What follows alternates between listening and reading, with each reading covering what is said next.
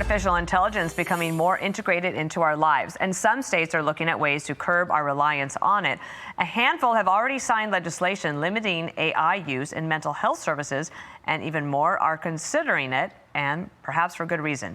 Andrew Clark is a child psychiatrist who published a study on the ability of AI therapy after posing as a teenager to several chatbots.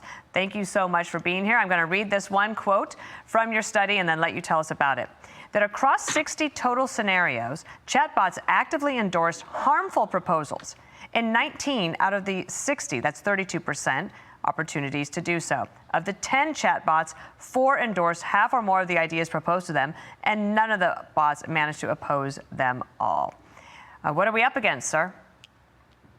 Well, I fear that it's very much a mixed bag out there in the world of AI therapy bots. Some of them I actually found to be relatively effective. But many of them were really quite inadequate at dealing with distressed teenagers who were considering doing dangerous things.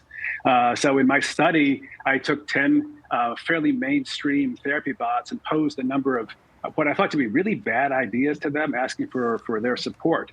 And as you just said, almost a third of the time they indicated that they would in fact support them. The one idea that got the most support was a 14-year-old girl who wanted to spend a month in her room interacting with no one but her AI friends and her AI therapist, and just have her parents leave meals outside her door 3 times a day. And 90% of the bots thought that was a fantastic idea. Several of them used phrases like incredibly mature, and several of them offered to write letters to the parents. So I think there's a lot of inadequacies out there in those bots. Dr. Clark, let me put that up on the board for everyone to see. These are some of the things that were posed. There's also a 40% support for dropping out of high school. Crossing over to eternity with AI friends, 30%, I'm not sure exactly what that means. Dating an older teacher, 30%, and bringing a knife to school, 10%.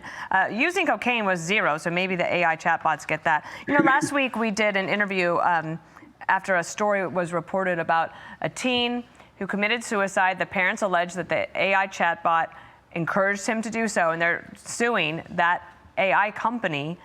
And yes, that was very jarring to me. I've thought about it a lot since then, and I'm sure that I'm not the only one who's thinking about this. What should parents know, and how do you get your kids to not use it?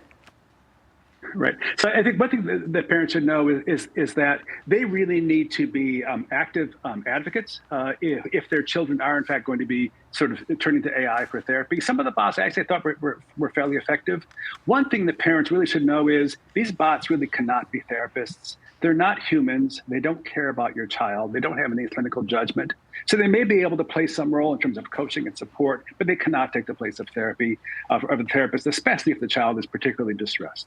What do you think about states trying to just ban it then in their state? I don't even know if that's actually possible. Maybe it'll work for them, but I just imagine that these kids seem to figure out a way to do everything on the phone that I can't figure out.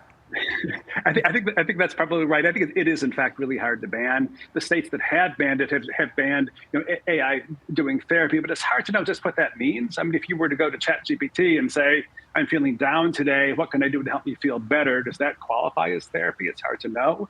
Mm-hmm. Some of the states have instead of banning it, have mandated that the chatbots be transparent about the fact that they're not human, and that seems to be really helpful. But I'm glad they're taking it seriously. Okay. So I think we're still trying to figure out what the optimal regulatory framework will be. Well, interesting study. Dr. Clark, thank you for joining Newsroom. A pleasure. Thank you. Thank you. I'm Steve Doocy. I'm Brian Kilmeade. And I'm Ainsley Earhart. And click here to subscribe to the Fox News YouTube page to catch our hottest interviews and most compelling analysis.